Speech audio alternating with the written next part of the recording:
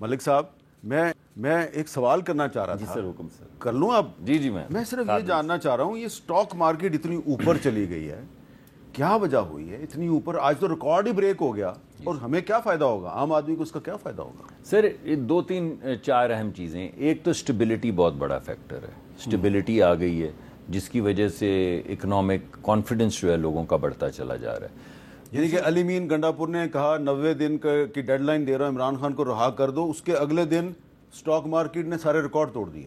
کیونکہ جو میں نے بات کہی تھی کہ وہ ہاتھ کنگن کو آرسی، کیا آپ نے بھی 50 کلپ چلا دیے کہ جو کنگن ہاتھ میں پہنے ہوں وہ شیشوں میں تھوڑی دیکھتے ہیں. اور بتائیں اور کیا وجہ؟ دوسری بات یہ ہے سر کہ ایک رسپانسبل اکنامک فریم ورک آ گیا. یعنی وہ جو بینکرپسی کی بازگشت تھی، جو ہر وقت بازگشت ہوتی تھی کہ یہ 500 پہ روپیہ چلا جائے گا، روپیہ واپس ریسیو کر کے آیا 280 پہ، 300 سے اوپر جا کے.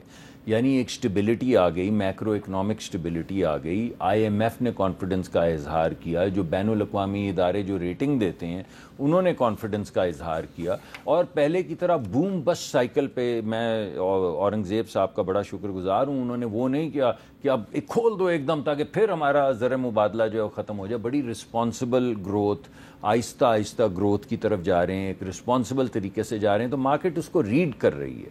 اور آپ اس وقت یہ دیکھیے کہ جو بھی جاتا ہے، اگر فیلڈ مارشل جائیں، وزیر اعظم جائیں، میں جاؤں، علیم خان صاحب جائیں، ایس آئی ایف سی کے لوگ جائیں، یعنی کوئی بھی بندہ جائے، چاہے ہمارا ان کے ساتھ فوجی کوئی ریلیشن شپ ہو، چاہے ہمارا اقتصادی ہو، ہم بات کیا کرتے ہیں؟ پاکستان میں آئیں انویسٹ کریں، پاکستان میں آئیں انویسٹ کریں. تو ان تمام چیزوں کی وجہ سے ایک کانفیڈنس بلڈ ہو رہا ہے.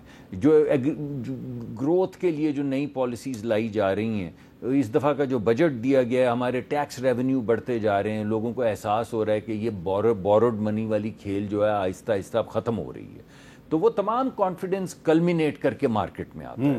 اگر انسٹیبلٹی آئے گی، اگر دوبارہ سے ارسپانسبل اکنامک فریم ورک لے کر آئیں گے، دوبارہ سے اس کی ہمیں قیمت دینی پڑتی ہے. جب ہم ارسپانسبل گروتھ کی طرف نہیں جاتے نا، تو لوگ کہتے ہیں نہیں یار کی گل ہوئی، پہلے تو انے پیسے خرچ دی سی حکومت، ہن کیوں ہے؟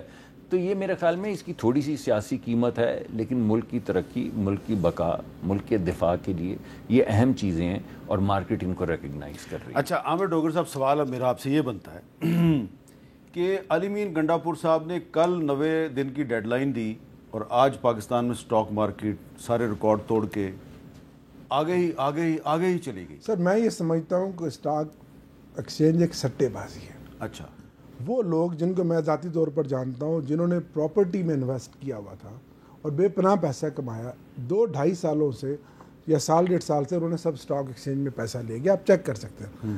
میں ملک میں تو اس کا عام آدمی کو کوئی فائدہ نہیں، کوئی فائدہ نہیں. میں ملک میں اکنامک سٹیبلٹی تب مانوں گا، عام آدمی کو تب فائدہ ہوگا جب ملک میں انڈسٹری لگ رہی ہو، ملک میں ایکسپورٹ بڑھ رہی ہو، لوگوں کو روزگار مل رہا ہو. آپ چلے جائیں فیصل آباد، آپ چلے جائیں گجرانوالہ انڈسٹریل زون میں چلے جائیں، یہ بتا دیں کہ ان 2 سالوں میں 1.5 سالوں میں کتنی ملک میں انڈسٹری لگی. سٹاک مارکیٹ ایک انڈیکیٹر ضرور ہے، ایک حد تک انڈیکیٹر ضرور ہے.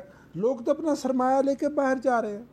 آپ کے پڑھے لکھے، یہی تو سوال ہے کہ آپ کہہ رہے ہیں لوگ سرمایہ لے کے باہر جا رہے ہیں، یہاں سٹاک مارکیٹ اوپر ہی اوپر جا رہی ہے. نہیں سر، لوگ نہیں انویسٹ کر رہے نا، یہ جو ہیں یہ وہ کالے دھن والے ہیں. کالے دھن والے، ٹھیک ہے. دوسری بات یہ ہے، تو آپ جب پاور میں آئیں گے تو یہ سٹاک مارکیٹ زیرو پہ انویسٹ کر رہے ہیں، آپ ان کے پیچھے لگ جائیں گے. سٹاک مارکیٹ کو میں اگنور تو نہیں کر سکتا نا، اگنور تو نہیں کر سکتا، لیکن کنکریٹ جو ہے وہ آپ کی سٹیبلٹی ہے کہ جب ملک میں انڈسٹریلائزیشن ہو، جب لوگوں کو روزگار مل رہا ہو. ایک بات. دوسری بات یہ کہتے ہیں جی ہم جہاں جاتے ہیں لوگوں کو کہتے ہیں کہ انویسٹ کریں.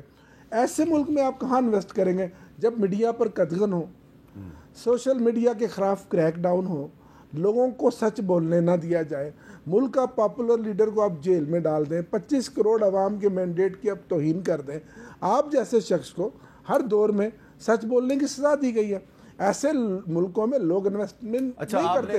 انویسٹمنٹ ہوتی ہے جب جمہوریت ہو، جب عدالتیں کام کر رہے ہوں، انصاف ہو، آزادی مل رہی ہو اور لوگوں کے مینڈیٹ کا احترام یاد ہوگا ایسے ملکوں میں ایسے حالات میں انویسٹمنٹ نہیں ہوتی. عالیہ حمزہ صاحبہ نے بھی دی تھی, نام کی جمہوریت ہو, جب شخصی آمریت ہو, چلایا تھا ایک وہ کیا بولتے ہیں ریفرنس نہیں, انہوں نے قومی اسمبلی میں ایک تحریک پیش کی تھی کہ میر کو غدار قرار دیا جائے, لیکن میں نے کبھی ذکر نہیں کیا کیونکہ میں نے کر دیا نا, جیل میں چلی گئی تھی. میں نے کر دیا, اب تو آ گئی تو میں نے کیا. اچھا چلیں, یہ تو پچھلی دور کی بات ہوگی نا ملک صاحب.